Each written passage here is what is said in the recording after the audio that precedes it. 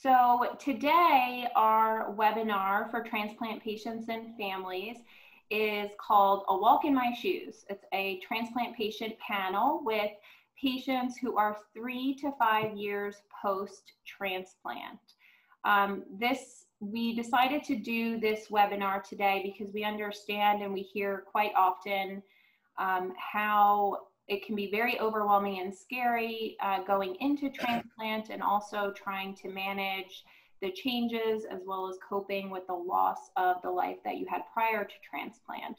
And we often hear from families that many times it's very helpful and inspirational to hear from other patients about how they've handled the journey. So we chose this webinar today to share some stories of some of our volunteers through the Gift of Life and how they've managed the first few years after transplant.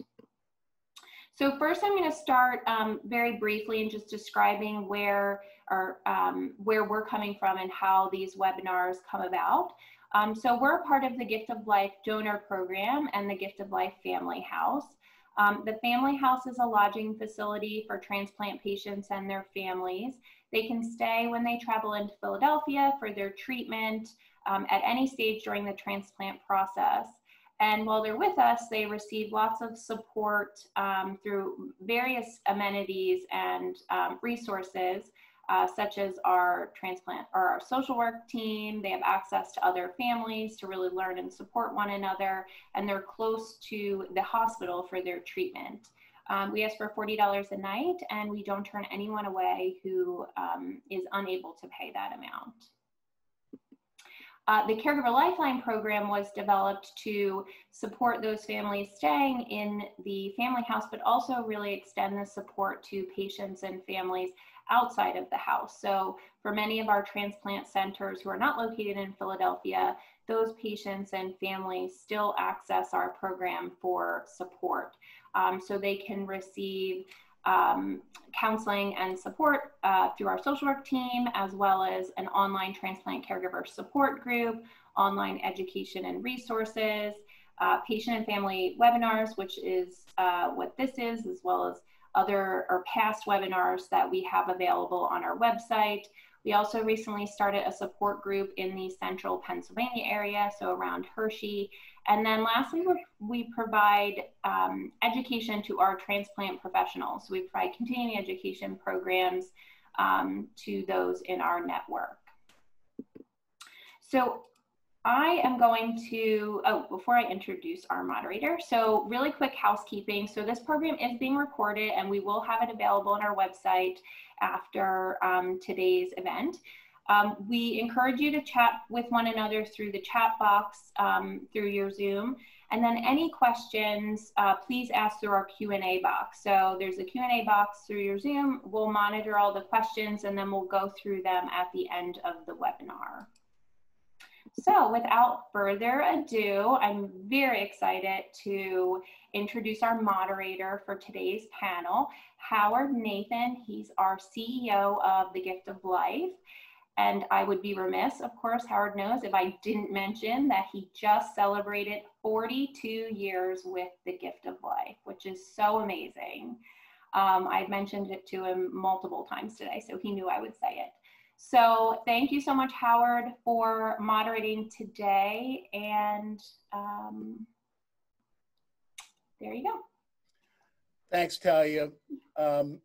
Talia, we appreciate you organizing these webinars, and we've had quite a response to these webinars. We had one about a month ago that had recipients who'd been out 20 years.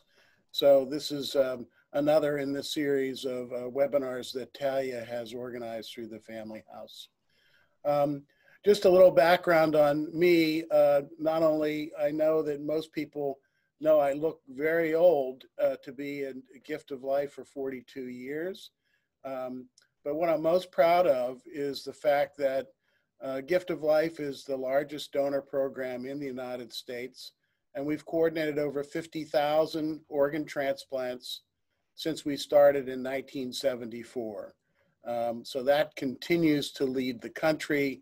And it's really because of the hard work of our team, I was the third employee actually at Gift of Life, and was a kidney transplant coordinator in the field, coordinating with donor families and hospitals to in the early days of donation and transplant.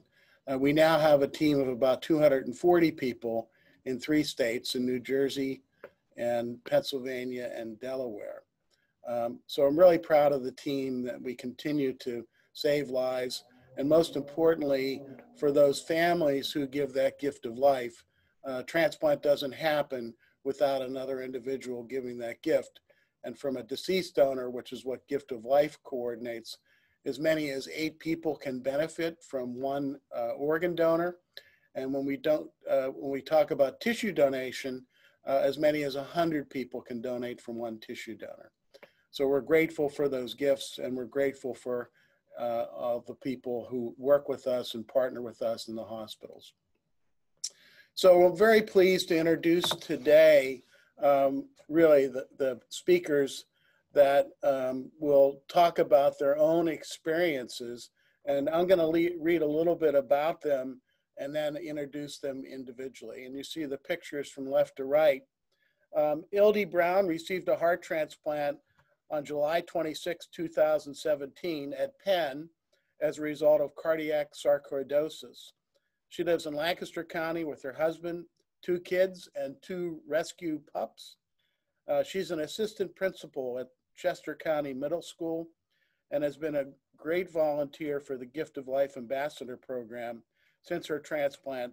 And she says that she gives thanks every morning when her feet touch the ground running. So we'll talk to Ildi in a minute.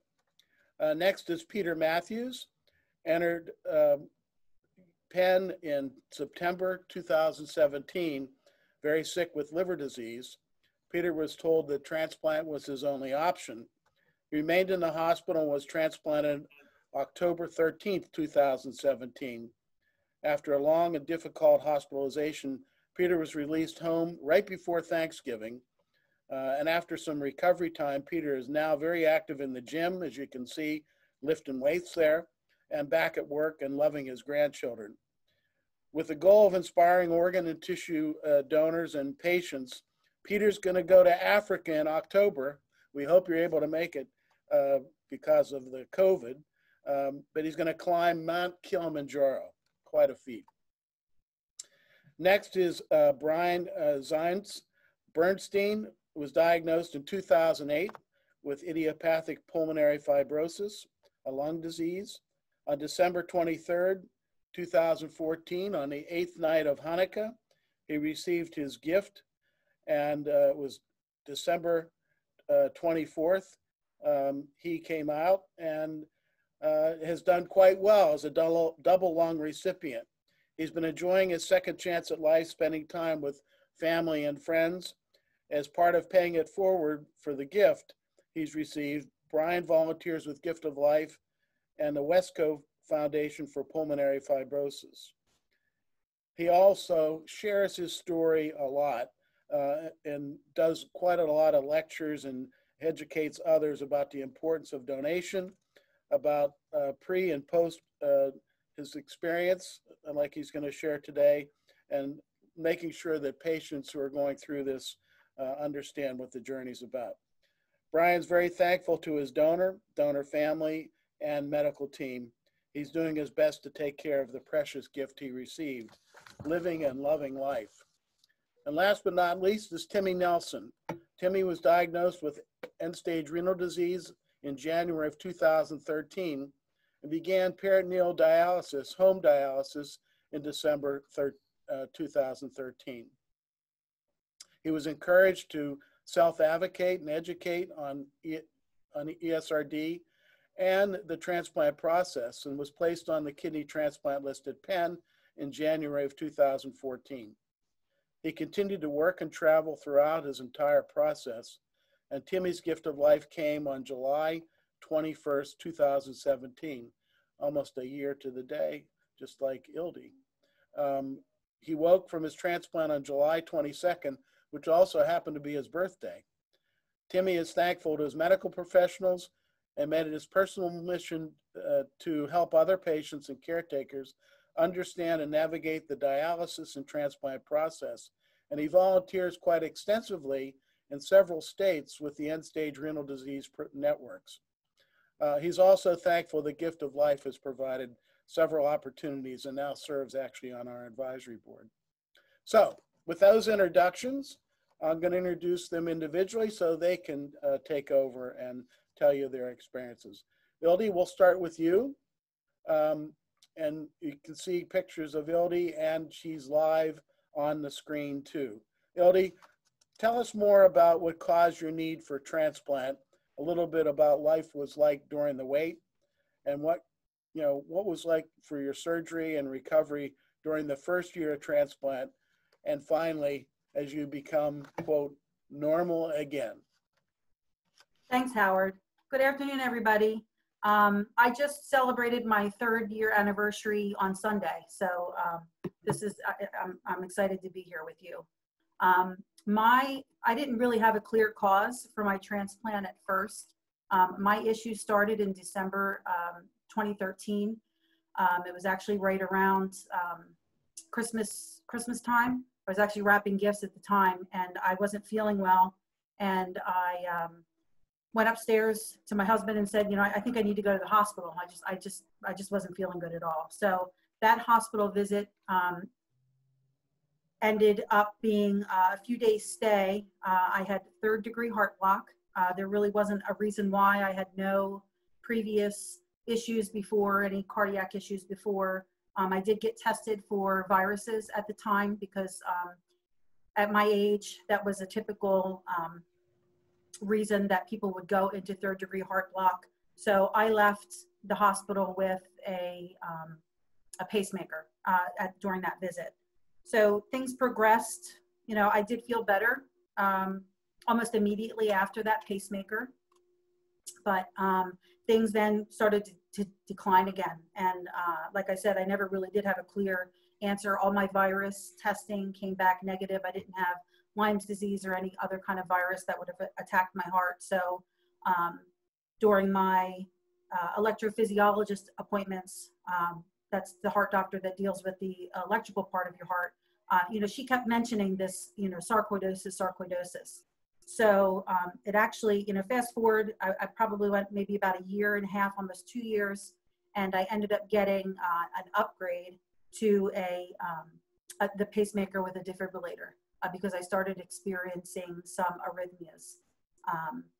So that I automatically felt better from that. That actually gives you a couple more connections in your heart to give your heart a greater pump, because I wasn't, my ejection fraction, which is the amount of blood that your heart pumps out, what kept decreasing over time. But when I got that new defibrillator pacemaker in, I did start to feel better, and that was only temporary again. So during that time, I was, I kind of stopped doing the things that I loved. Over the summers, we would go to the mountains and we would hike and we would bike. And I kind of started to kind of just sit back and not participate in those things because it was so difficult. Because when your body's not getting the blood that it needs, it's not getting the oxygen. And I also was experiencing, my voice was very different. It was very hoarse. I was getting bronchitis a lot. So I would say starting at about 2016, things kind of really started to really decline for me. And I ended up finally getting, it was a hospital stay, and I ended up getting transferred to a couple different hospitals, ultimately transferred to the University of Pennsylvania. This was in 2016, where I finally got a scan to find out that I did have cardiac sarcoidosis, which I was relieved to know what was actually going on with me. I started to have ventricular VTAC, ventricular tachycardia, which is when the bottom part of your heart shakes very, very fast and your heart rate increases dangerously and you can suffer cardiac arrest. So between that initial diagnosis at Penn in 2016, I think that was in March, I was given medication to kind of stabilize things, and I did kind of improve. The medicines did help. And then all of a sudden, I would say in November 2016, I kind of like just hit the wall. I woke up on the bathroom floor. My defibrillator fired because I went into VTAC, and I was admitted into the hospital probably for one of my longest days in the hospital. I was at Penn for almost 3 to 4 weeks. And that was the first time during that visit that I heard that I would most likely be a candidate for heart transplant. So I went through that process, just getting out of the hospital, getting well enough. You know, it's an odd thing with transplant, at least with heart transplant. You have to be sick enough to get it, but you can't be too sick. So it's a real fine line. So I had to be healthy enough to leave. And then there was talk in between my discharge in the beginning of December to come in the middle of January to start my evaluation. So that's what happened.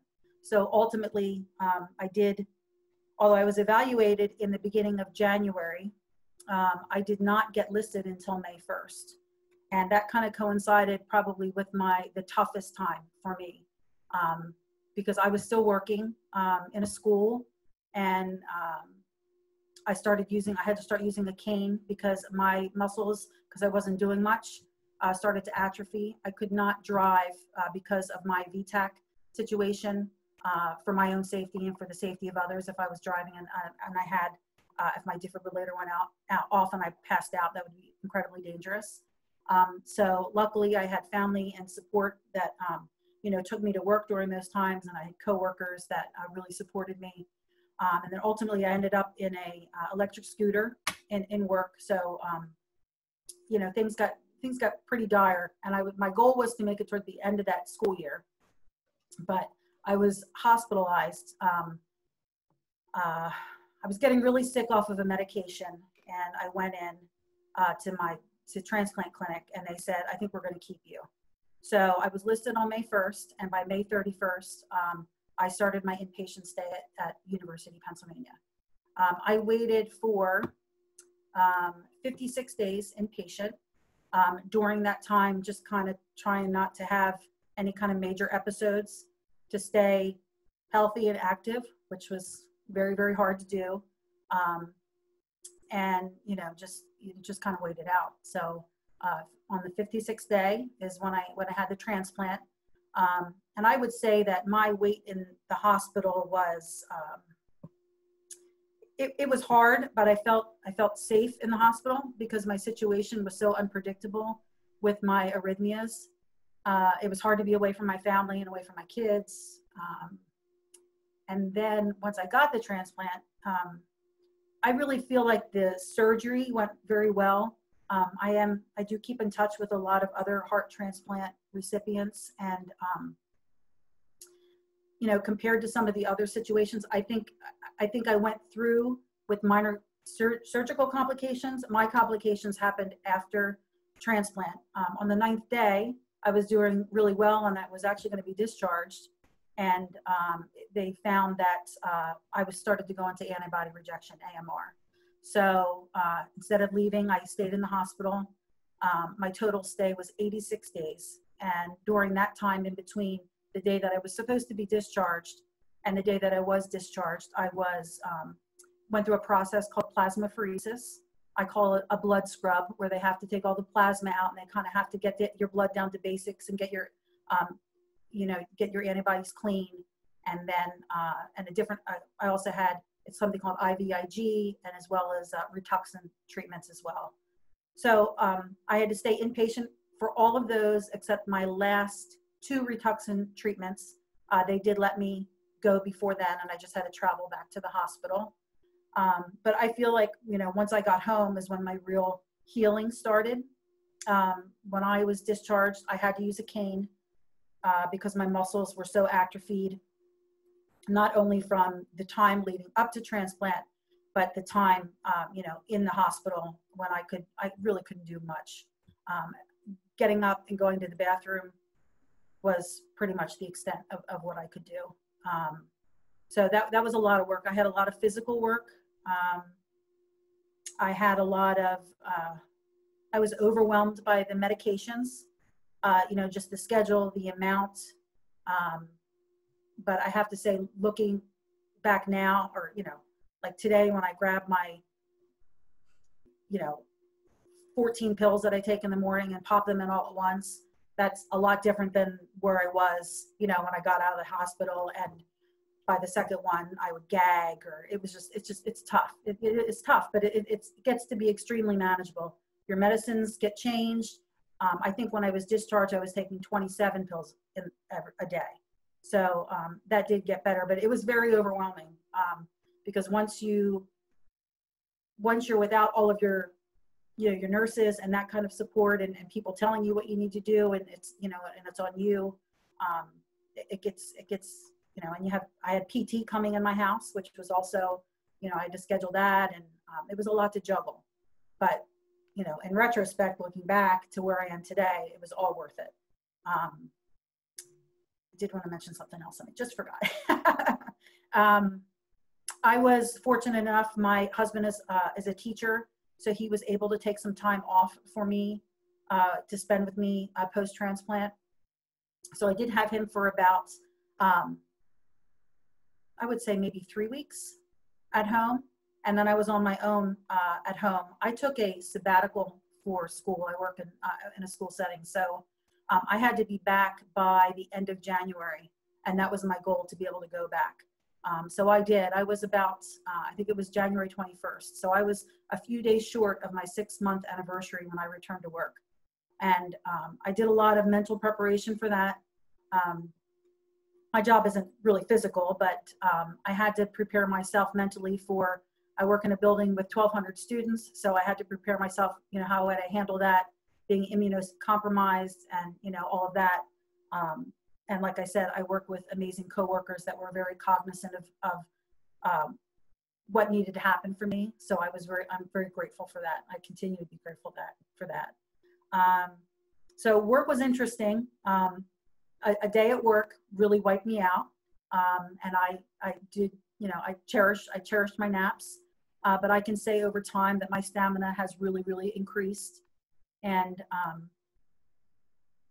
I still like my naps, don't get me wrong, but I don't feel like I have to take a break, and I really need them.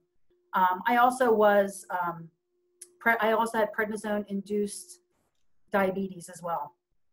So that was a whole nother thing that I had to kind of juggle in my schedule to make sure I was checking my sugars and taking my insulin. And that has improved over time, although I feel like I just had my annual visit yesterday, as a matter of fact. And I don't think that I've been the best.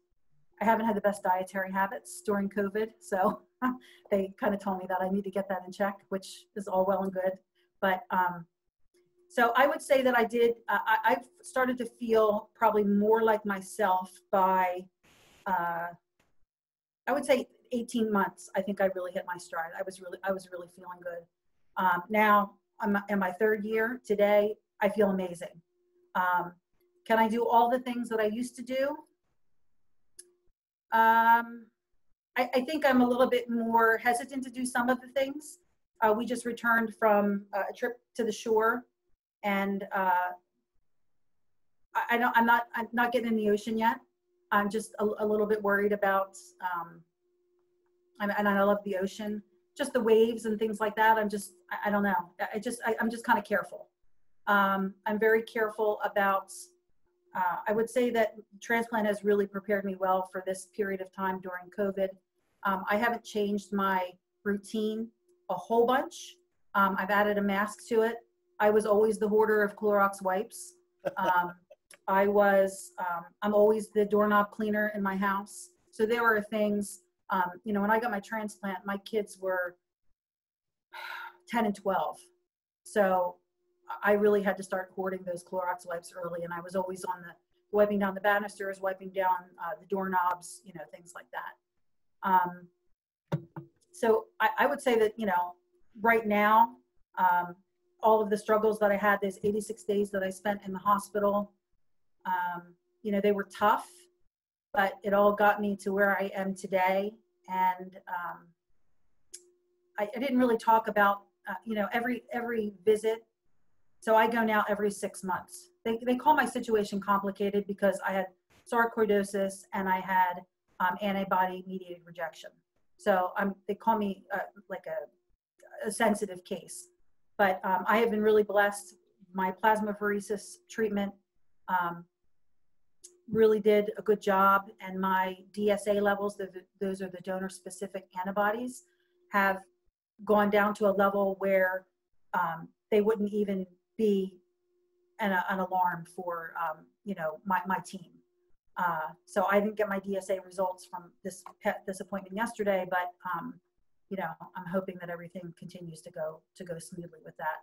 I did experience 2R rejection about 4 months after transplant, and I was pleasantly surprised to find that I could be treated with that. That was one of my biggest fears going into transplant, that word rejection. But I was pleasantly surprised to find that I could be treated at home with high dose steroid IV for 3 days for that.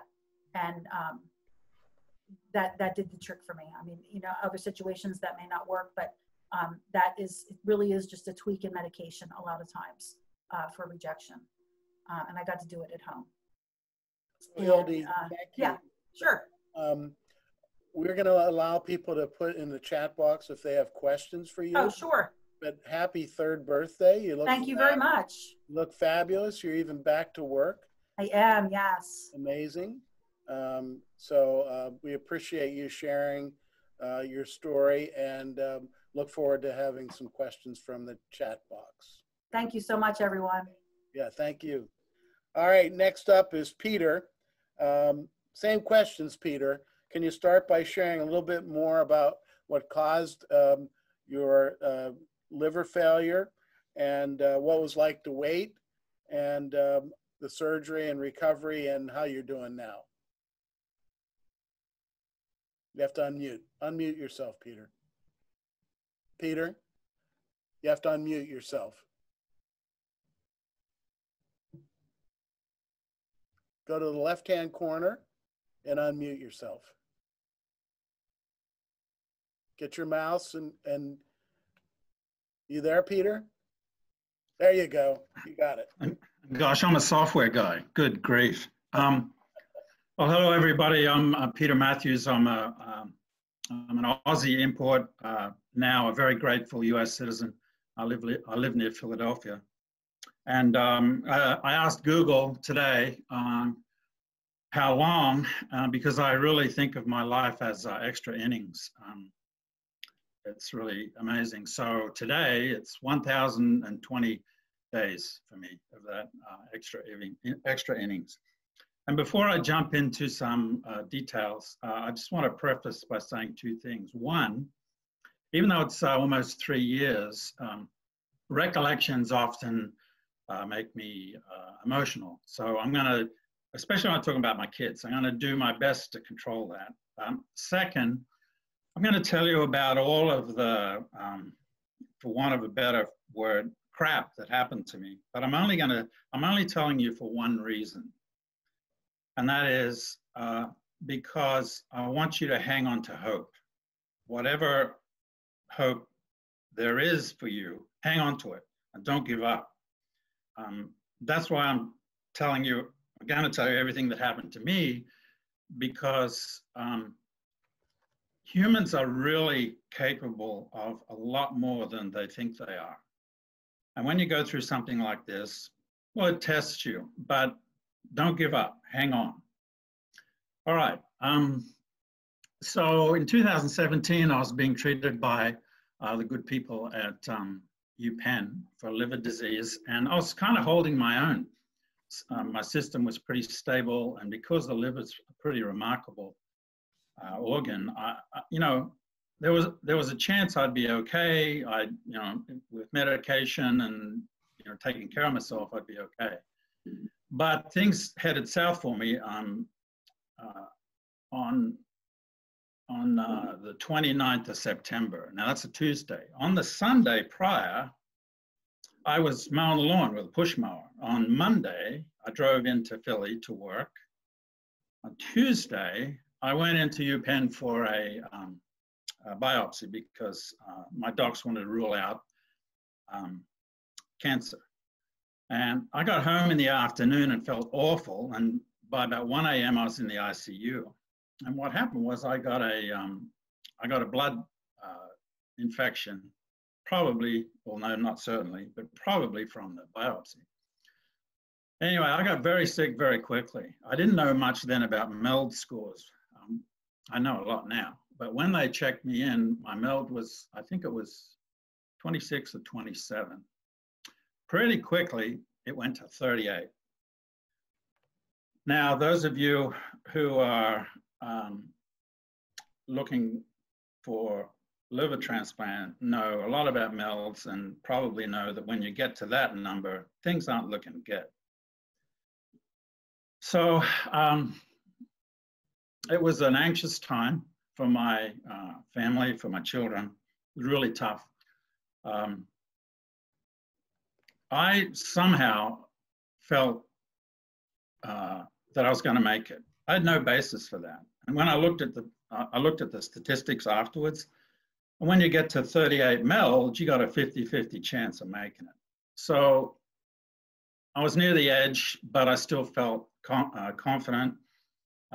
I'd made my own decisions until pardon me, from age 18. But I realized that if I was going to make it, I really had to hand control over to the people at UPenn and trust them. And I did. Whatever they said, I did. And I had an unreal belief. Now looking back on it, there's no basis in fact for it. But I thought I didn't think they'd let me die. Anyway, so basically the docs got around me and said, okay, transplant's the only way you're going to make it. If we can't find an organ for you, Thanksgiving looks unlikely.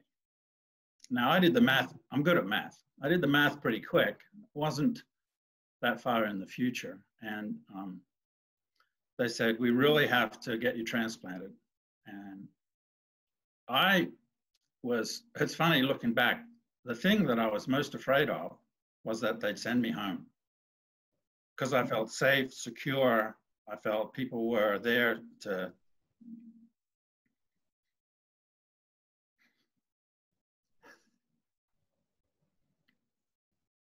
there to take care of me. I just didn't want to go home. Anyway, so we waited basically. After the doc told me about Thanksgiving later that day, I was just lying there and a doc came in and said, you know, we're going to have a tough time keeping you alive until we can find an organ. He said, you should prepare yourself. And I like to joke and live life with some levity. So I said to him, for what am I to prepare? He wasn't quite sure how to answer, but at any rate. So we waited, long days, long nights. It was very tough on my kids. We got a false alarm that was really difficult. We heard that there was an organ and I was all prepped. Everyone was optimistic and hopeful. And then we heard, no, it wasn't gonna work. And talk about, you talk about letdown, it was just hard to describe. Anyway, the days trickled on, and then one night, and you're gonna have to trust me that this happened. One night, it was late, there was just the dim lights in the hospital room. I was in and out of consciousness. And my eyes opened and I could see this blur in front of me. I couldn't make out a face or anything, but it was a person. And the person came close to me. And I could tell, it started speaking, and I could tell it was a young man. And he said, somehow he knew I was an Aussie, and he said, here, mate, this is for you. He had his hand out. So I sort of drifted off, and early the next morning, we got the incredible news that an organ was available. And weeks later, I was talking to the medical team and I said, can you tell me anything about the donor? And they said, no, we protect all that. I said, okay. I said, well, can you tell me if it was a young man?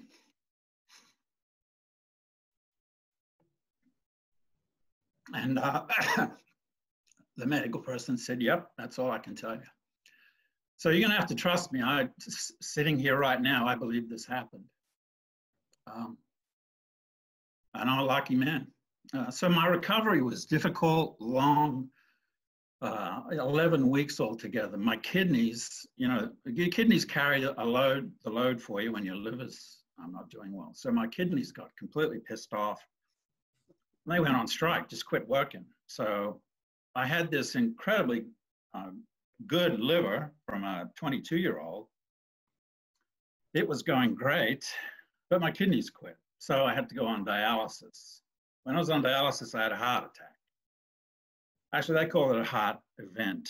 And boy, is that a misnomer, heart event. Anyway, I lost 120 pounds. I lost all my muscle tone. The pain is obviously challenging, but of course the meds help with that. But I couldn't move. I was just lying there in bed. All I could see is the ceiling, scrambled to try and find the remote control. And it was long and difficult. And one thing that helped me get through it, and maybe this will help you, is my daughter said, Dad, we're gonna paint some pictures in your mind. And so she said, okay, let's look at 3 weeks. Let's paint a picture of what things would be in 3 weeks. So we did. And she said, 6 weeks. Maybe you'll be with the kids, my grandchildren. Maybe you'll be with the kids fishing. 9 weeks. And I got to tell you, sitting here, those pictures in my head, they helped pull me through. They helped get me through it. You need the support of family. You need friends. And the people in the hospital, they're just angels. That's all I can say. One regret I have is I was so sick, I couldn't remember their last names. All I know are first names. I've been back and tried to track down some. Anyway, I went home just before Thanksgiving. I had to learn to walk again. I learned to walk with a walker, and it was a big day for me when I could hold my head up, because every time I lifted my head, I'd lose my balance. So it took a long time. And, you know, people say, well, what's it like to be normal again? Well, you know, you're not normal, you're different. Your life is renewed. You get another chance to live a life. And that's the way I look at it. I got this young guy, he's right here under my rib cage. He goes everywhere with me. He's gonna grow old with me. But if you looked at me every day, you wouldn't know what I'd been through. And one of my son's kids with me, whenever I have my shirt off, he says, Dad, show us the Mercedes-Benz, because that's what you end up with on your midsection, a big Mercedes-Benz emblem. I try to wake up every morning saying thank you. I try to go to sleep saying thank you. I'm very active. I never have a bad day, ever, even Mondays. I don't sweat small stuff because I don't have any small stuff. And basically, I've put my life into 5 buckets. Enjoy, explore, help, love, and earn. And the only reason I've earned in there is to help me pay for the other things. That's how I live my life. I love the charity. I love all the people there. They're God's merchants. They really are. They helped save my life. Forever indebted. I talk whenever I can. I help whenever I can. And I think I've gone over time, and I apologize. But I got one last thing I want to show you. I don't know what, can you see that? It's a little armband. Yeah. It says never quit. Yep. Never, ever quit. Get yourself one of these. Get someone to get you one. Put it on, and you wouldn't believe how this helps you. It helps focus your mind so that you never, ever, ever quit on yourself. So thank you for listening. Peter, great story. Glad you're doing well. And I like the pictures of you lifting weights. It looks heavy. And great picture of your family. All right, those of you who have questions, put them in the chat box. And we're going to go to our next speaker. It's Brian. How you doing, old friend? Very good, Howard. Known Brian for a long time. And Brian, same questions. Tell us a little bit about before, what it was like waiting, and how you're doing now. Well, first I got to say, Peter, you're a hard act to follow. Good afternoon, everyone. I was diagnosed with an interstitial lung disease in 2007. I was 42 years old. Our son was 11. A year later, in the spring of 08, from an open lung biopsy and many blood tests down at Penn, I was told that I have idiopathic pulmonary fibrosis. And idiopathic pulmonary fibrosis, also known as IPF, it's a chronic progressive disease, and there's no cure for it. And at that time, there was no medicine at all to treat it, and it's terminal. A lot to digest.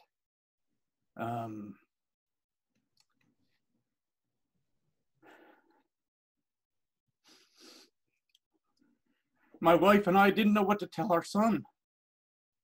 We got some good advice, and we just told him the bare minimum that, you know, I have issues with my lungs, I'm seeing doctors to deal with it, and when he was ready, he would ask more questions. And eventually he did, but it was quite a number of years later. The median life expectancy after diagnosis of IPF is 3 to 5 years. Now, after I was diagnosed, I went 6.5 years to my transplant. In the fall of 2013, my lung function started to really go down, and my lunchtime walks that I used to do every day at work turned into power naps in the car. And in the early spring of 2014, I was put on supplemental oxygen. In mid-June, I went for transplant evaluation. And in July, I was told the team approved me, but I was too healthy to be listed. Because as was said earlier, you have to be sick enough to require a transplant, but not so ill that you can't recover from it. There's a very fine line to when they do it. So again, I was approved and waiting to be told when. At the end of August, I went for my 3-month follow-up appointment with my transplant team, and Dr. Shaw told me it was time to be listed. I couldn't do, every time I went, I did pulmonary function tests, which are breathing tests. And that time, I couldn't do them. I just couldn't perform. I think I accomplished one test completely, but extremely difficult. And one of them I couldn't do at all, and another one partially. Dr. Shaw told me if I wanted, I could apply for disability and go out on disability. However, I didn't want to. I wanted to continue to work since I could. I worked at a desk. I was in IT. I got an oxygen concentrator from my oxygen supply company and had it next to my desk and managed to work, which was very exhausting.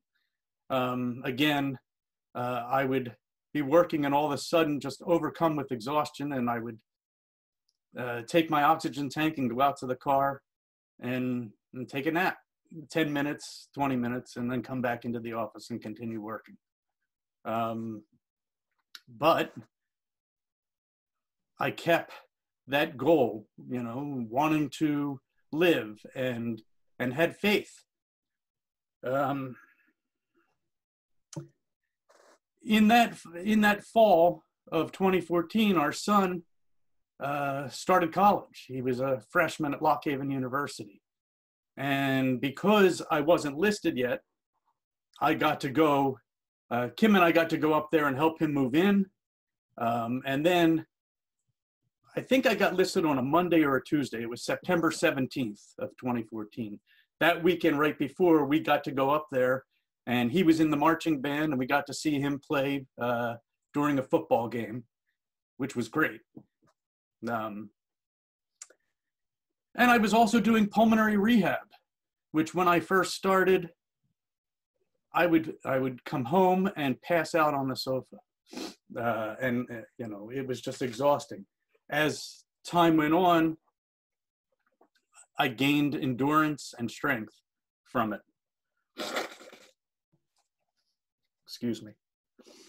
So I left work 2 days a week early to go and do the pulmonary rehab. I'm driving, there's this one day I'm driving to pulmonary rehab. It's between 1:30 and 2, and I'm on the ramp to get on the highway, and my cell phone rings, and it says no caller ID. Well, no caller ID. Why should I answer? If it's important, they're going to leave a voicemail. A voicemail came in, and as I'm driving up the mountain, I listened to the voicemail, and it's Eric Hobson, my nurse practitioner and transplant coordinator. Brian, we have lungs for you.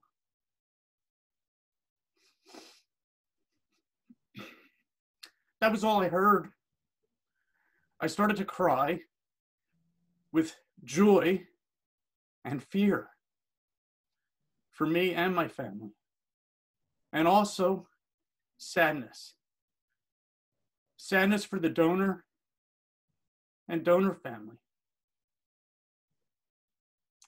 My donor and all donors are heroes. And because of my donor, I got a second chance at life. So at the next interchange, I turned around and headed home, and I had called Eric back after listening to the message completely.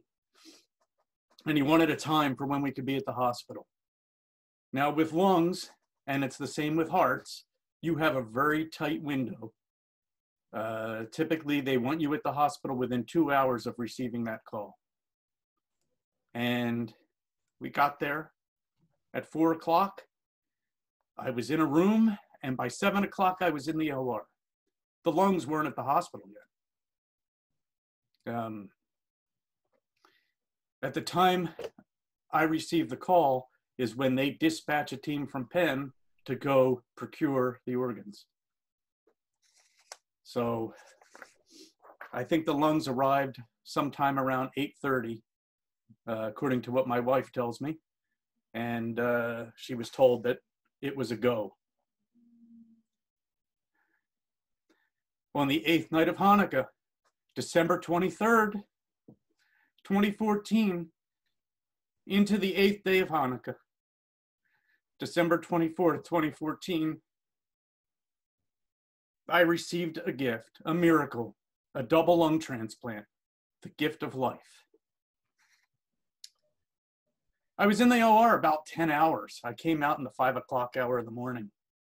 And Dr. Cantu, the lung transplant surgeon, told Kim and Sam that he's cautiously optimistic, and the next 72 hours are really critical. And Kim tells me I was sort of responding to some commands and stuff as I came to, but it turned bad. And then I started having all kinds of issues, and they had to put me on propofol and sedate me. And every time they tried to bring me out, it was very difficult. There was lots of issues. Blood pressure going through the roof, anxiety going through the roof. Eventually, I got a trach and a stomach feeding tube because I was on the ventilator for about 2 weeks. And after 2 weeks, there's a concern of infection.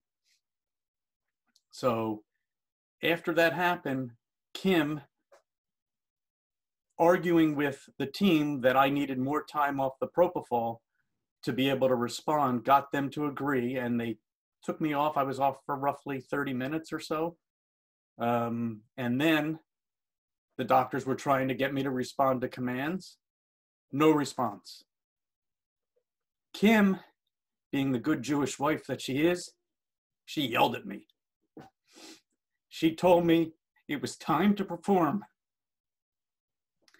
And I responded to her commands, squeezed her hand, moved my toes. And, you know, I wanted to live life. So my complications, that was just the start of them. And there was a lot of them for that first year and a half. I was in the hospital for 6 weeks, 4 of them in the ICU, 2 in the step-down unit. I got discharged, I think it was February 3rd, and I was back in February 9th because my gallbladder was skunked. They tried to remove it laparoscopically and they couldn't because it was the size of a grapefruit. And I got the big incision, and I was in the hospital for 10 days. And then I was in for other reasons with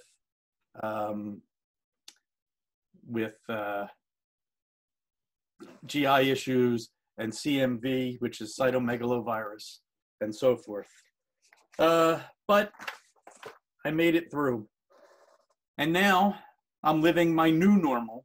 There is no such thing as normal after transplant. I volunteer for the Gift of Life. I do a lot of speaking engagements, tabling events, helping represent the organization in parades.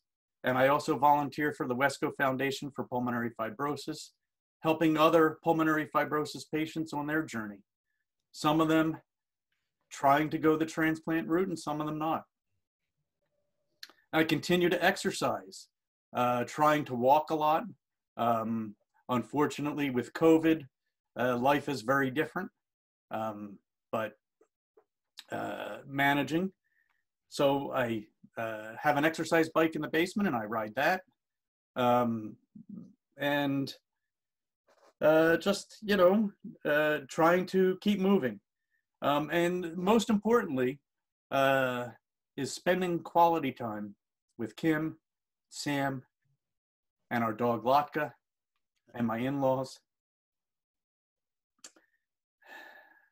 You know, and I'm doing my best to take care of the gift I was given, which is such a precious gift. You know, self-quarantining is frustrating. We all know that. But as transplant recipients, we're already doing 75% or more of what's required. That has been part of our life anyway. I stopped shaking hands with people and started fist bumping. Now, of course, I don't even do that. No fist bumping, no elbow bumping. Wearing a mask. I was already wearing a mask whenever I went to a doctor in the going into the hospital. That was just routine for me because lungs are the only organ that interacts with the outside environment. All the other organs are internal. So there's a higher risk factor. But I'm living life and loving life. Life is not measured by the number of breaths we take, but by the moments that take our breath away. Thank you.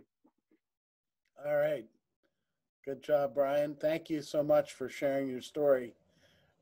And again, if you have questions for Brian, please put it in the Q&A box, and we'll be answering questions during the question and answer period at the end. Last but not least is Timmy Nelson. Timmy, I'd like you to share your story, a little bit about what happened before, how you learned about your kidney disease, and then take us through what happened with you and how you're doing now. You're on mute. Hey. Thanks, Howard. As Howard mentioned, my name is Timmy Nelson, and excuse me. I have the gift of life because of a 20-year-old young lady who loved the shore, loved nature, and unexpectedly, she just passed away. And her family, her mother, her father, and her brother made the most unselfish decision that probably the most difficult time of their life is to donate their organs. And that's why I'm alive today. My story starts related to this actually in 2003. I had a job, I'm retired now, but I had a job that transferred me quite often. My latest transfer was to the Philadelphia area, and as I was getting my license changed over to DMV, as I was leaving, the person at the DMV said, "Would you like to be an organ donor?" And I said, "I have no idea what you're talking about." Explained the process to me, and I said, "By all means, because I know that if I'm not here any longer, I don't need these parts, and maybe they can help someone else." Well, little did I know that 10 years later, I was going to need a kidney. And so 10 years later, I'm having some minor back surgery. I'm up the next day feeling great, walking around saying, "Hey, when can I go home?" The doctor says, "Well, your back's fine, but we found this issue with the kidney." And that's when I learned about the word creatinine and realized that my kidneys weren't functioning the way they're supposed to be functioning. 3 or 4 more days worth of tests. They said, "You have a creatinine problem. Your kidneys are not functioning as they should. You need to see a nephrologist." They discharged me from the hospital with those instructions. I went to see a nephrologist immediately. And he told me that I was at stage 3 kidney failure, had no symptoms. In April of that year, a few months later, he told me that I was at stage 4. There's 5 stages. I was at stage 4. And he told me at that point, he says, "Look, the way your kidneys are failing, by the end of the year, you're gonna have to be on dialysis." And he said, one other thing, you need to do exactly what I tell you to do, the way I tell you to do it. Otherwise, you won't make it for the next 6 months. Tough story to take, but I'm glad he told it to me that way because it hit home and I knew exactly what I needed to do. Let me fast forward again. I spent the next 3.5 years on peritoneal dialysis. Had a job that required extensive travel. I was on a plane 3 or 4 times a week sometimes. And so peritoneal dialysis or home dialysis worked great for me. Never missed a beat. And in fact, most people never knew I was on dialysis, to be honest with you. But going forward from there, preparation for transplant is what I want to focus on. I did the dialysis process, did what I was supposed to do. No issues, no concerns. I'm good at following instructions, especially when they mean my life is in the balance. So I did the peritoneal dialysis. As I prepared for transplant, as I mentioned, I went on dialysis December of 2013. Early in 2014, I got on the transplant wait list. And a couple of things that they shared with me as I was taking exams for the transplant wait list. They can do all the medical things for me that need to be done. No issues, no problems, they can handle those things. But there's some things that I'm responsible for also. I need to take care of 2 primary things. I need to strictly adhere to my dialysis prescription. I need to also make sure that I maintain the best possible health. Reasons why: I can't skip dialysis sessions. I got to take my medications as I need to. I've got to eat healthy, and I've got to be as physically strong as possible. This is major surgery, and the better I am going into it, the better my outcomes. So I took that to heart. My pre-transplant evaluations included things like physical examinations, blood, lab work, and stress tests. As I did my first one, I talked to my transplant coordinator, and she shared with me that she said, "You're in great shape." She said, "In fact, if I had a kidney, I'd give it to you right now, but I don't have one for you right now. So here is your challenge. Your challenge is every year you come to see me, and every year you have to come see me. You have to make sure that you're better than you were the year before. That means you got to make sure you adhere to your prescription, do your dialysis like you're supposed to, take your medication like you're supposed to, eat like you're supposed to, and be healthy as possible." I said, challenge accepted. So each year I went, and each year my results were better and better because I knew that that was what I had to do to make sure that I was a candidate for that kidney whenever it became available. In July of 2017, I received a phone call about 2 o'clock in the afternoon.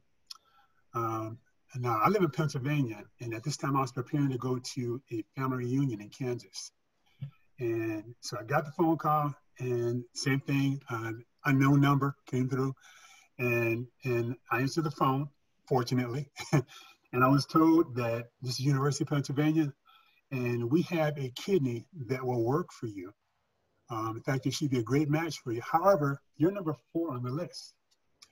And they said, "We're contacting you because we want to make sure that you are aware that this kidney is available for you. You need to be accessible until we allocate this kidney to someone. And that someone could be you if it gets down to you. Now, my first thought was, who's going to pass up a kidney? And so I looked at my wife and I said, that's not going to happen. I said, let's keep packing for the family reunion. As I mentioned, this was 2 o'clock in the afternoon. I got a phone call at 6 o'clock that same evening. They said, you went from number 4 to number 3. Then I said, you know what? Let's cancel these flights. Because I tell you what, if it happened that quick, you never know what's going to happen. The next morning, 10 o'clock, I get another phone call. And they said, you're number 2 on the list. And I started saying, wow, this could happen. I got a phone call at 6 o'clock that evening, and they said, get to University of Pennsylvania as soon as possible. Now, I live in a town called Westchester, not far from Philadelphia, but to get to the hospital from where I live, you gotta take this highway called Interstate 76. We call it the Schuylkill around here. And those that are familiar with the Schuylkill knows it's always busy. They say this kidney's been almost 2 days, so you need to get here like within the next 30, 40 minutes to make sure that we can still do this operation for you with this kidney. Here's one of my miracles. As I'm driving to get on 76, I'm thinking, this is not gonna happen.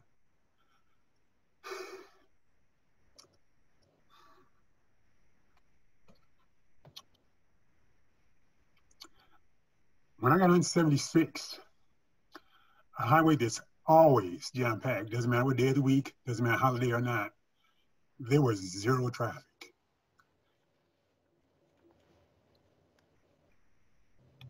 And I got to the hospital in about 30 minutes. So I get to the hospital, I get a phone call from the transplant facility, and they're saying, where are you? We need to get ready for you. I said, I'm in admissions. And so guy comes down, I'm thinking he's a phlebotomist to get my blood, what have you. He says, no, I'm one of the attending surgeons. He says, we're walking everything through. We're putting you in surgery right now. So he comes in, he goes through the process, he takes my vitals, he gets my blood work, runs a couple more tests on me, and literally as I'm going through the process to get ready to go into transplant, they're moving from room to room. And as I'm physically being rolled in to have my surgery, I'm signing documents still. Now, I don't remember much after that. I remember rolling in and seeing some people with very pleasant dispositions saying, we're gonna take good care of you. The next thing I remember was it was the next day. So I woke up the next day and my doctor, Susan Azarian, came by to see me. She says, you know what? I think you had a perfect match. She said, we connected you. And when we connected you, your kidneys start functioning right away. She says, all I can tell you is take your medications, continue to be healthy, and get ready to start doing some walking. Keep in mind, I just had this surgery. I'm thinking, walk? What are you talking about? And she just kind of smiled and walked out. Later on that day, I had a person stop by to see me, and they said, you ready for your walk, Mr. Nelson? I'm thinking, what? She said, you won't be able to go far. She said, but just keep in mind, as far as you go, you got to walk that far back too. So, but then she explained to me, and my post-transplant coordinator called me also and talked to me and said, the same things that your pre-transplant coordinator told you about your responsibility to be healthy, to eat healthy, to be as physically healthy as possible, those same things apply to the healing process. And so when that sank in, I said, it's time to walk. So I started walking then, and I tell you what, the great thing about it is I got to know all my neighbors when I came home because I walked my development twice a day. And I met neighbors I had never met because they said, who's this guy that's constantly walking through the neighborhood? And they would come out and greet me. We talk about it. I tell them my situation. And they would say to me, she said, you had a kidney transplant? They said, no way. They said, how long ago? I said, well, it's been about a month now.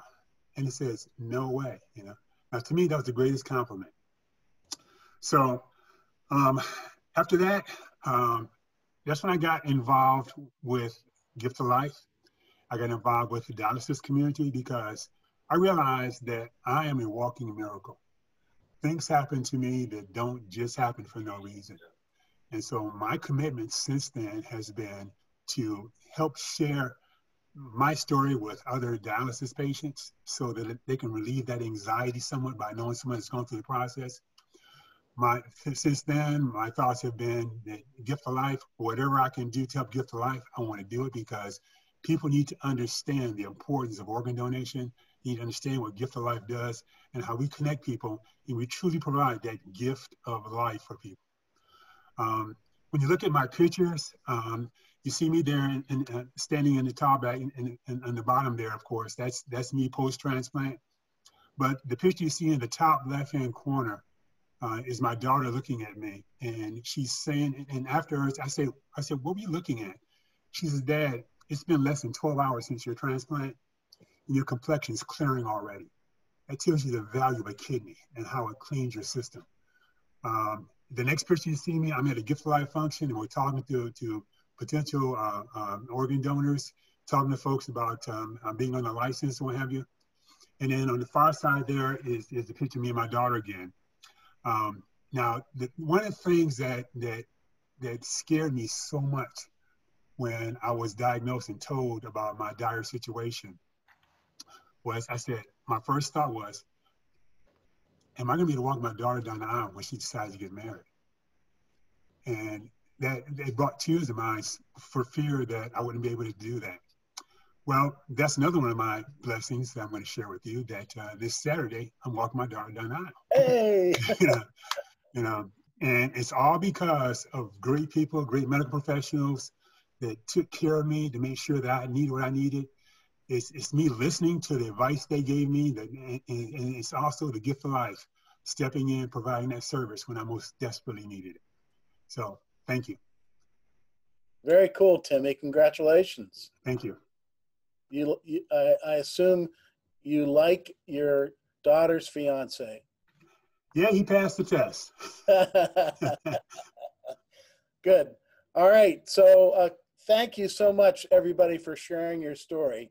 Very, very compelling. We're getting a lot of chat on here.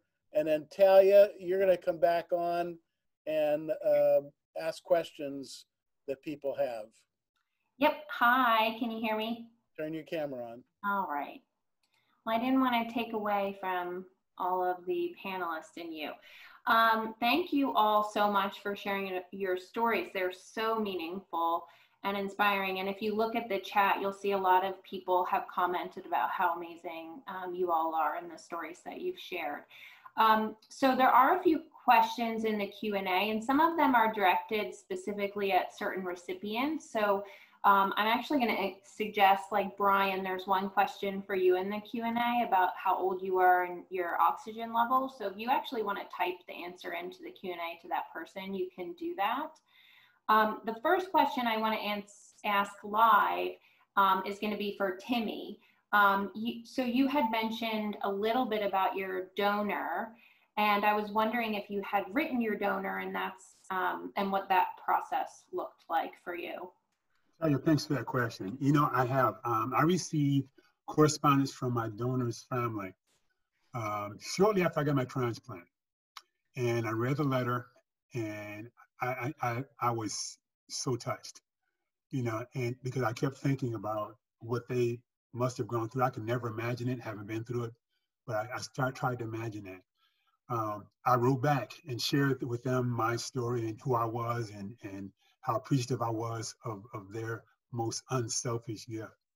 And we've written correspondence a couple of times. And I tell you, the impact that had on me is as I tell people, this is a Timmy and Gwendolyn show. My donor's name was Gwendolyn. And so wherever I go, Gwendolyn's with me, and Gwendolyn helps me do these talks. And the thing I share, and the thing I keep foremost in my mind, is if I'm ever blessed to meet them, I want to be able to stand tall and share with them that Gwendolyn and I are doing some great work. Because that's exactly how I feel. And I want them to, if that ever happens, I want to be able to have that testimony for them. That's wonderful, Timmy. I'm glad that you heard from them and you wrote back. It's very, very important for that we have some donor families who are listening today as part of the participants. And they're often inspired by your stories, but we're also inspired by theirs too, telling the story of their loved one. Yeah. Talia, go ahead. Next question. Yeah, and so really quickly to Timmy, I do want to mention that we did a webinar a few months ago about writing to your donor family. So that is how you can communicate with them, through a letter, through the gift of life. So if you're interested to know about who your donor family or donor is, or how to do that, you can go to our website and look back at that webinar. So my next question is for Peter. And I just want to say Peter had something he had to do at 4, but he decided that this was really important and he stayed on, and I'm really glad he was able to, because this question he had mentioned to me and I wanted him to have an opportunity to answer it. Peter, you had mentioned that you experienced some survivor's guilt, and I know a lot of transplant patients and families do as well. So can you share a little bit about that? Yeah, sure. I didn't know this, of course, but until I began speaking with people, but it's a fairly common thing, I think, in transplant survivors. You know, for me personally, it comes from a few sources. One is, you know, that a poor, unfortunate young guy just starting out his life, you know, had to die. And I mean, I realized I didn't have anything to do with that, but it makes you think. Second is, I got really sick really quickly, and so I know I got transplanted before other people, and that weighs on me pretty heavily. Just as a sort of a humorous aside, Australians really don't like what they call queue jumpers. And I struggle with the fact that I got transplanted and maybe some didn't. I don't know how I had to deal with that. The medical people have said to me, you know, be kind to yourself and live the life you can as best you can. So what I do is, you know, I try to make my life worth something, to basically honor the kid and have purpose, and, you know, not bellyache and just make the best of every day I have. I think that's all I can do, you know, try and be a good person, but it doesn't go away 3 years later. It's still there. Talia, can I read a question? Yeah. Deborah asks, I'm 1 year post-transplant. How will I know when I'm ready to go back to work, as I'm still trying to build up my strength? I don't know. Ildi, do you think you could answer that one? Sure. I guess it really does depend on, you know, the type of work that you do. That definitely, you know, has to be considered in the equation. But for me, it was because, you know, my job was about being with a lot of people, and, you know, in a middle school, you know, it's constant, it's, you know, constant stimulation. And I just wanted to make sure that I could be mentally there. And that was part of the whole, you know, taking naps and everything. That was, you know, I had to make sure that I could be alert enough to be actually useful at work and be able to do my job. Physically, I just kind of, I don't know if, you know, everybody's situation is different, and the employment they go back to. Like I said before, my coworkers knew my situation, and they definitely were a big help in easing me back into that situation. So sometimes I do recall getting a little bit, not angry, but you know, everybody wanted to do for me, but I wanted to do it. I wanted to try to get back to normal as fast as I could. Don't get me wrong, I appreciated that immensely, but there is a part of you that you do want to return to normal so badly that you just want to do. And sometimes you have to leave it up to other people to kind of look at you and say, look, you need a hand, you know, let us just give you a hand. So I really do think it is a personal, you know, decision based on your type of employment, and, you know, a physically challenging job may require a little bit more recovery. I hope that was helpful. Yeah, absolutely. I think, yeah, you have to measure it in your own mind, but it also helps to have people around you who say, Yeah, you look pretty good. And I do feel like I got stronger as a result of going back to work too. Sure.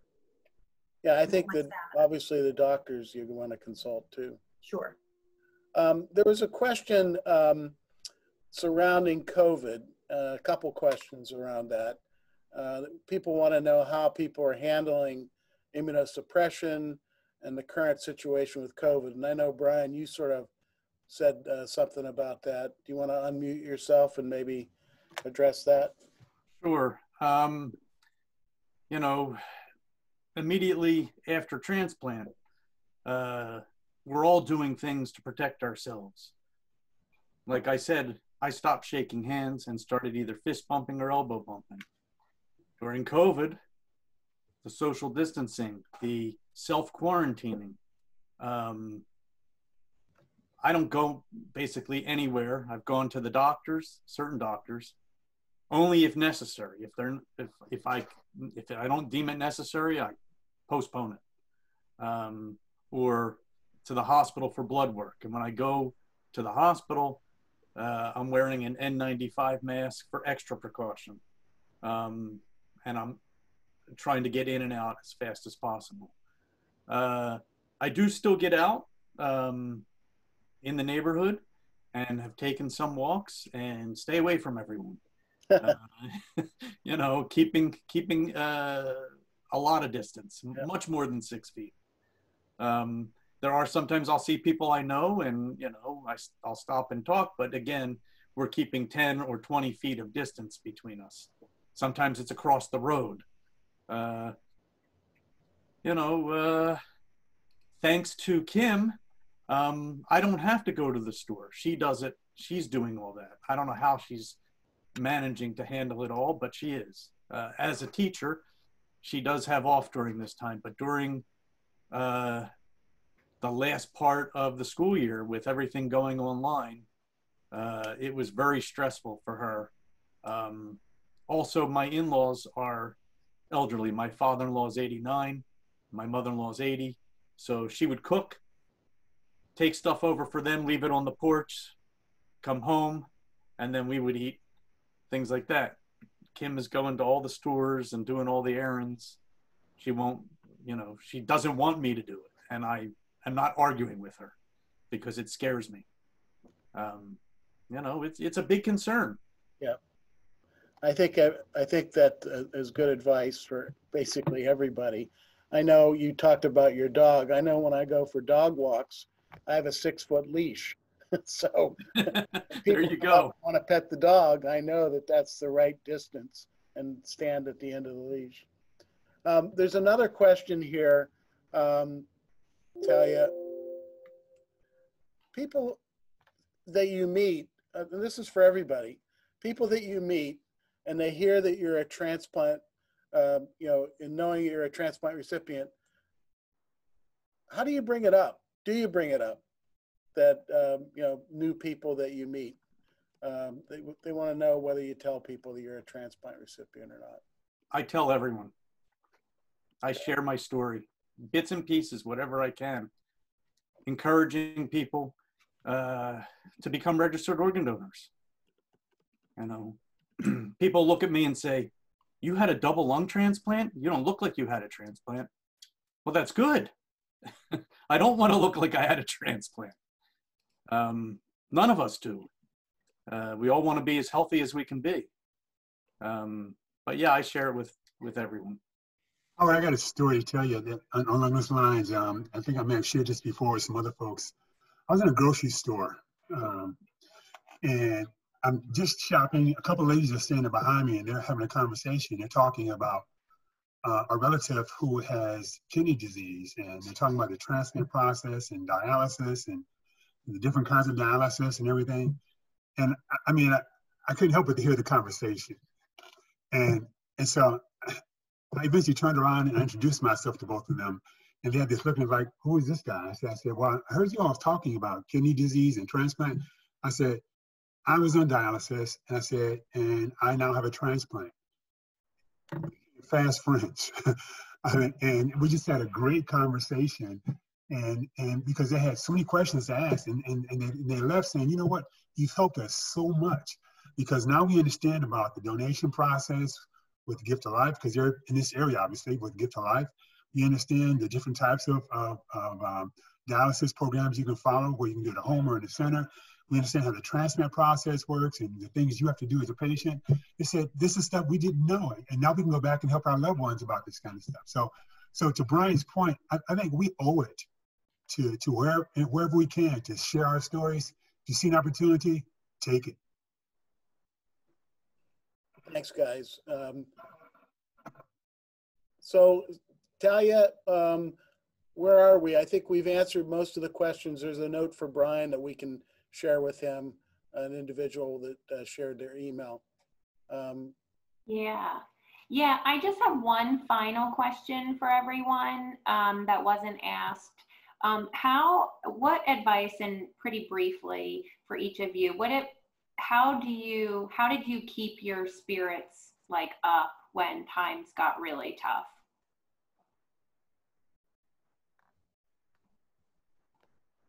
I can call one of you, or you can just, yeah. You know, when, yeah, there were some tough times. And in fact, there was one time when I was having my catheter put in for my peritoneal dialysis, and my blood pressure was just out of control that day for some reason. And they gave me medication, and to lower my blood pressure, it didn't work. So they gave me another shot, and it worked too well. And they had to resuscitate me. And when my wife shared that story with me, it was a reminder for me to say, you know what, today's not even promised, let alone tomorrow. And so I've got to make the best of it. No matter what the situation is, I've got to make the best of it. When I was on dialysis, I had accepted the fact that if I didn't get a kidney, I was still going to remain positive and help other patients as much as I could, because I was determined to live life positively, no matter how bad the hand was dealt that I got. And so it came from inside, and it came from my faith, where I had to say, you know what, this is what I've been given to work with. There's a reason for it. I got to make it work for me. So that was my faith I leaned on quite extensively. Great, thanks, Timmy.